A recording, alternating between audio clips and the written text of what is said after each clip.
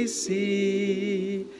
Thy glory gilds the heaven above, and all the earth is full of thee.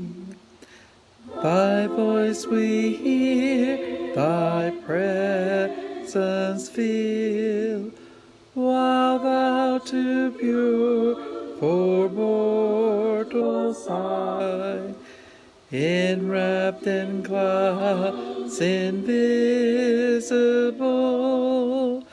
reignest the Lord of life and light. Thy children shall not faint nor fear, sustained by this delightful thought, since thou their God art everywhere, they cannot be where thou art not. Good morning. Ready to continue our journey through the scriptures today. We are still in that same month of the 1 year anniversary of leaving Egypt, about 1445 BC, still hearing about God's instructions for his people. We're picking up in Leviticus chapter 27, verse 1, with redeeming gifts offered to the Lord. The Lord said to Moses, "Give the following instructions to the Israelites. If you make a special vow to dedicate someone to the Lord by paying the value of that person, here's the scale of values to be used. A man between the ages of 20 and 60 is valued at 50 pieces of silver. A woman of that age is valued at 30 pieces of silver. A boy between 5 and 20 is valued at 20 pieces of silver. A girl of that age is valued at 10 pieces of silver. A boy between the ages of 1 month and 5 years is valued at 5 pieces of silver. A girl of that age is valued at 3 pieces of silver. A man older than 60 is valued at 15 pieces of silver. A woman older than 60 is valued at 10 pieces of silver. If you desire to make such a vow, but cannot afford to pay the prescribed amount, go to the priest, and he will evaluate your ability to pay. You will then pay the amount decided by the priest. If your vow involves giving a clean animal, one that is acceptable as an offering to the Lord, then your gift to the Lord will be considered holy. The animal should never be exchanged or substituted for another, neither a good animal for a bad one, nor a bad animal for a good one. But if such an exchange is in fact made, then both the original animal and the substitute will be considered holy. But if your vow involves an unclean animal, one that is not acceptable as an offering to the Lord, then you must bring the animal to the priest. He will assess its value, and his assessment will be final. If you want to redeem the animal, you must pay the value set by the priest plus 20%. If you dedicate a house to the Lord, the priest must come to assess its value. The priest's assessment will be final. If you wish to redeem the house, you must pay the value set by the priest plus 20%.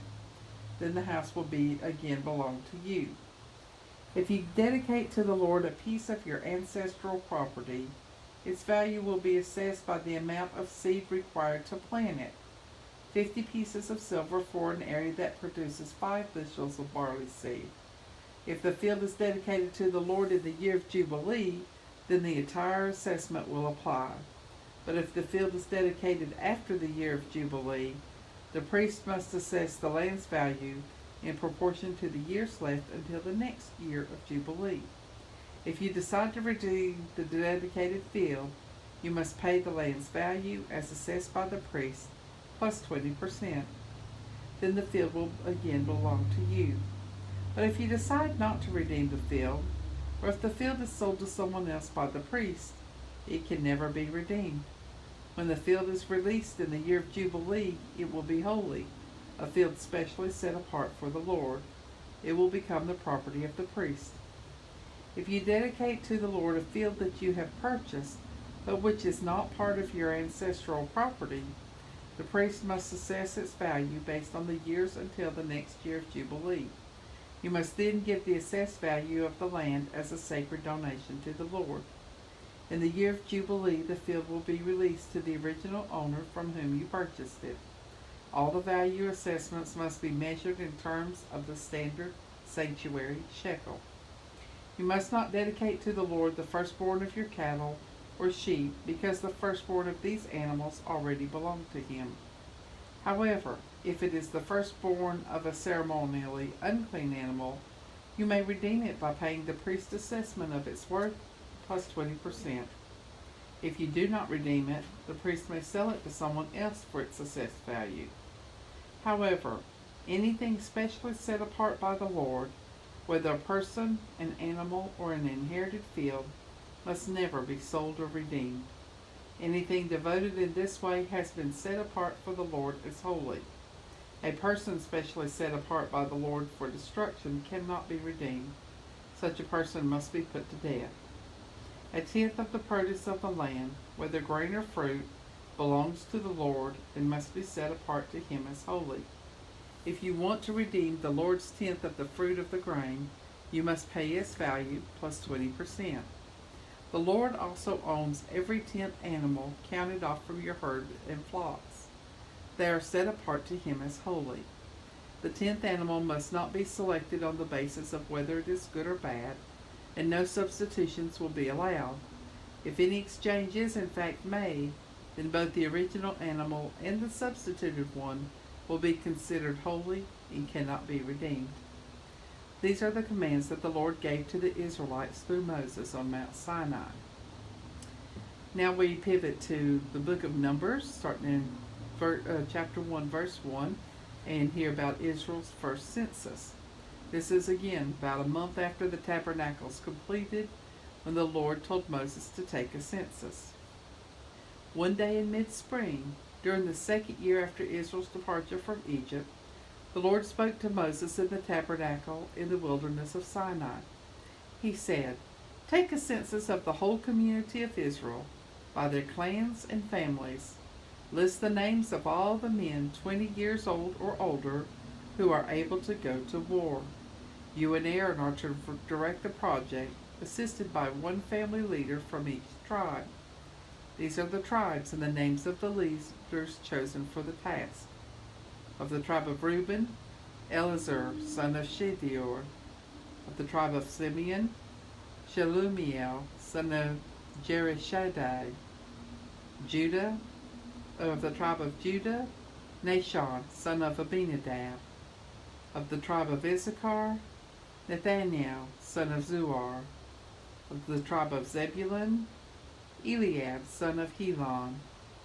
Of the tribe of Ephraim, son of Joseph, Elishama, son of Amihud. Of the tribe of Manasseh, son of Joseph, Gamaliel, son of Pedahozar. Of the tribe of Benjamin, Abidan, son of Gideoni.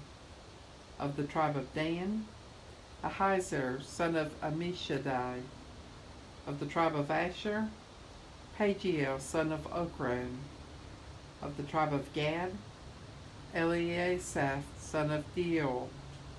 Of the tribe of Naphtali, Ahira, son of Enan. These tribal leaders, heads of their own families, were chosen from among all the people. Now Moses and Aaron are the chosen leaders, called together the whole community of Israel on that very day. All the people were registered according to their ancestry, by their clans and families. The men of Israel 20 years old and older were registered one by one, just as the Lord had commanded Moses. So Moses counted the people there in the wilderness of Sinai. This is the number of men 20 years old or older who were able to go to war, each listed according to his own clan and family. Of the tribe of Reuben, Jacob's oldest son, 46,500. Of the tribe of Simeon, 59,300. Of the tribe of Gad, 45,650. Of the tribe of Judah, 74,600.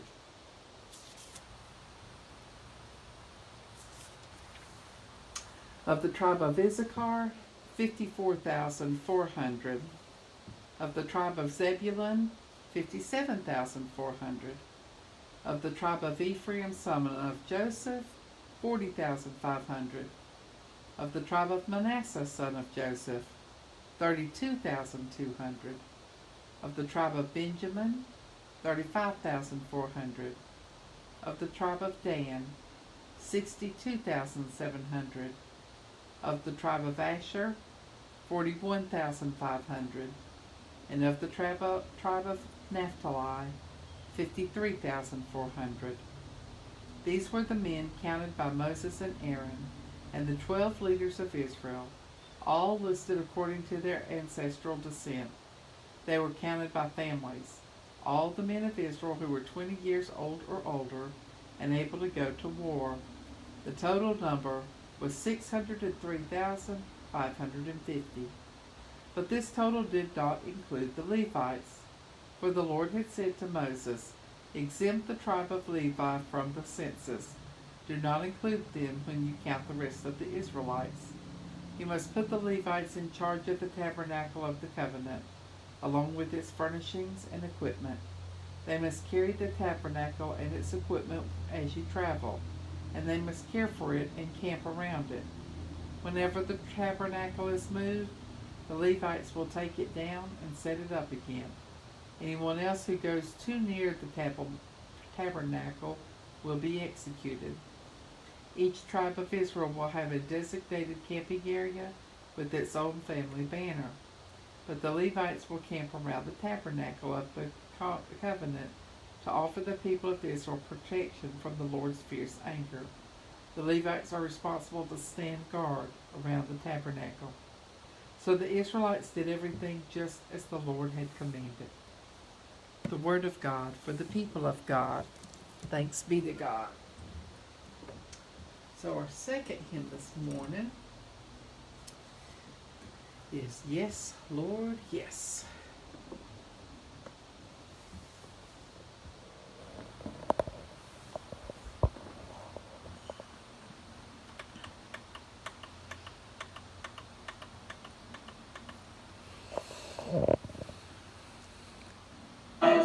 Yes, Lord, yes, to your will and to your way. Yes, Lord, yes, I will trust you and obey. When the Spirit speaks to me, with my whole heart I'll agree, and my answer will be yes, Lord, yes. Lord, I give you all the glory for all you've given me. You have filled my life until I overflow. All I have is yours to use in any way you choose. You are Lord of all, oh how can I say no?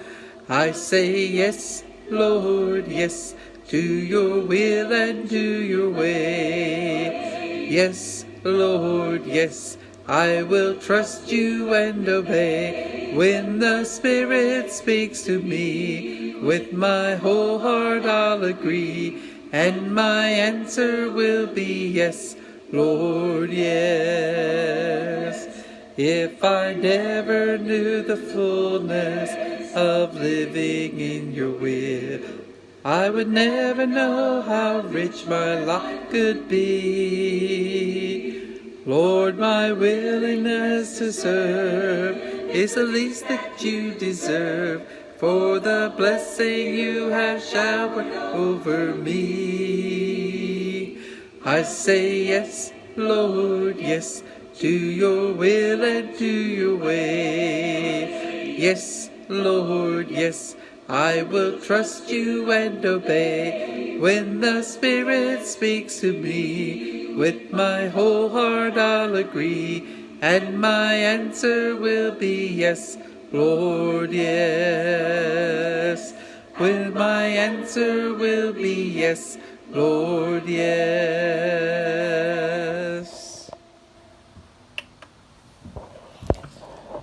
Good morning, Jim and Peggy. Good morning, Shirley. Good morning, Rhonda. Good morning, Karen. Good morning, Pam. Hope everybody has a wonderful day, and I'll see y'all back here tomorrow morning at 8.